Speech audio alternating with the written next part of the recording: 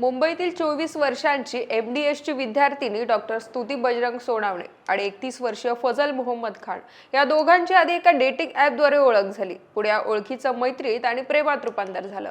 मागील एका वर्षांपासून डॉक्टर स्तुती आणि फजल खान रिलेशनशिपमध्ये होते. पण अलीकडे त्यांच्या नात्यात असं काही घडलं की 8 मार्चला स्तुतीनं तिच्या राहत्या घरी आत्महत्या केली.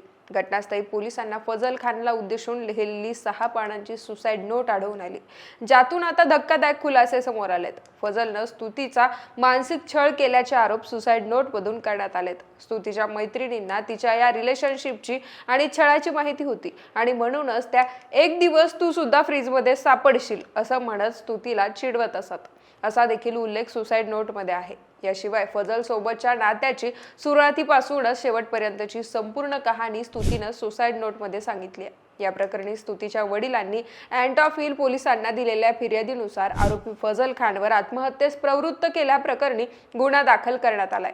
मंगळवारी मध्य मुंबईतील लोअर परळ येथील पोलिसांनी फजल खानला अटक देखील केली आहे. पण सुसाईड नोटमध्ये डॉक्टर स्तुतीनं नेमकं काय सांगितलंय, या घटनेत बहुचर्चित श्रद्धा वालकर प्रकरणाचा संदर्भ का दिला जातोय, सगळं प्रकरण या व्हिडिओतून समजून घेऊयात. नमस्कार, मी पूजा आणि आपण पाहतायत देदनका.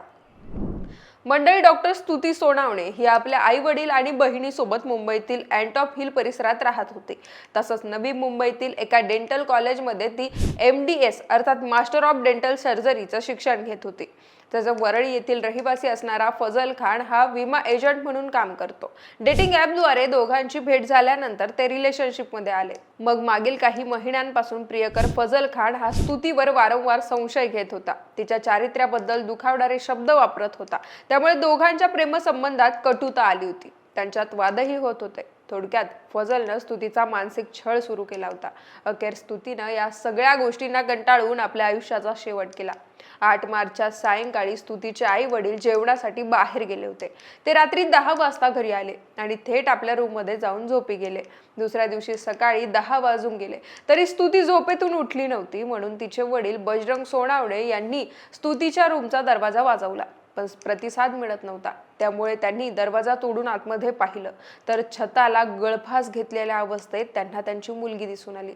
कुटुंबाने तिला ताबडतोब सायन येथील महापालिकेच्या रुग्णालयात दाखल केलं, पण डॉक्टरांनी स्तुतीला तपासून मृत घोषित केलं. दरम्यान पोलिसांना या घटनेची माहिती मिळताच ते घटनास्थळी पोहोचले. त्यांनी पंचनामा केला आणि मृतदेह शवविच्छेदनासाठी पाठवला. तपासादरम्यान पोलिसांना स्तुतीच्या रूममधून इंग्रजीत लिहिलेली 6 पानांची सुसाईड नोट सापडली. पोलीस अधिकाऱ्यांच्या म्हणण्यानुसार चिठ्ठीत विद्यार्थिनीनं मानसिक ताण आणि एका पुरुषाशी असलेल्या तिच्या संबंधामुळे निर्माण झालेल्या परिस्थितीचा उल्लेख केलाय. अर्थात फजल खान सोबतच्या नात्याची कहाणी स्तुतीनं सुसाईड नोटमध्ये सांगितली आहे आणि तिच्या आत्महत्येसाठी प्रियकर फजलला जबाबदार धरण्यात आलाय. सुसाईड नोटमध्ये बहुचर्चित श्रद्धा वालकर मर्डर केसची देखील संदर्भ आढळून आलाय. 2022 मध्ये 27 वर्षीय श्रद्धाला तिचा प्रियकर आफताब पुडावाला यानं अतिशय निर्घुणपणे संपवलं होतं. श्रद्धाच्या बॉडीचे 35 तुकडे करून ते फ्रीजमध्ये ठेवले होते.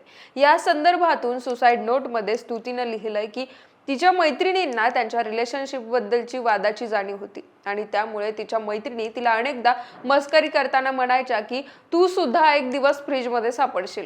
म्हणजेच स्तुतीच्या मैत्रिणींनी एक प्रकारे तिला तिच्या चालू असलेल्या नात्याबद्दल सावध केलं होतं, इशारा दिला होता. पण शेवटी स्तुतीला आपला जीव गमवावा लागला.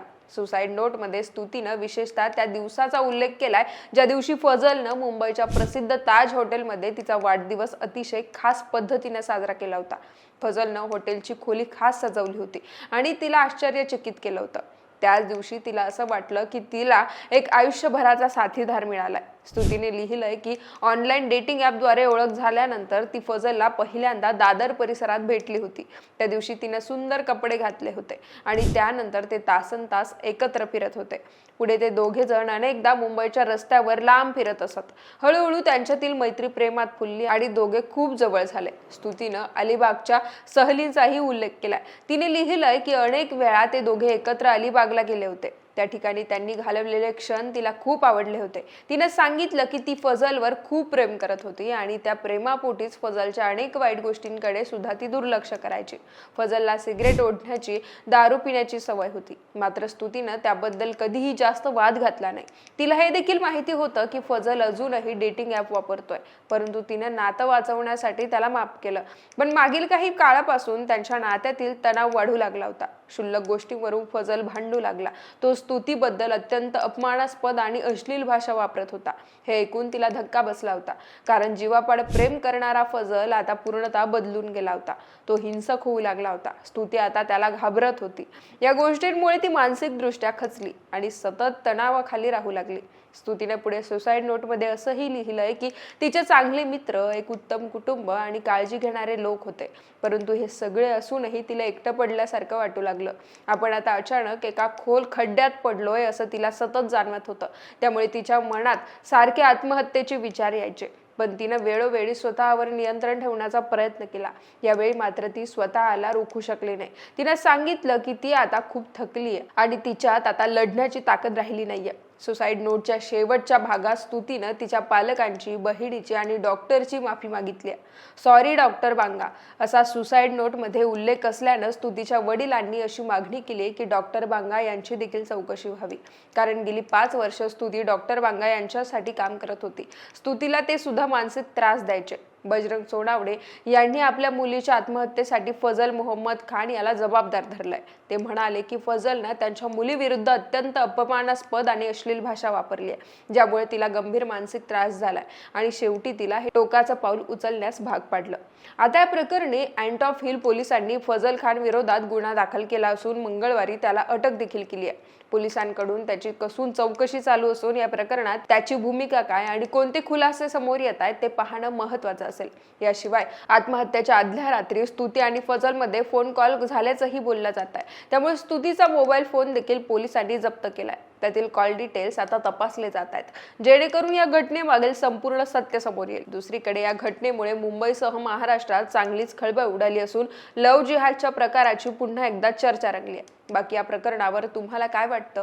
तुमची मतं आणि प्रतिक्रिया आम्हाला कमेंट्सच्या माध्यमातून कळवा आणि देदानकाला सबस्क्राईब करायला विसरू नका.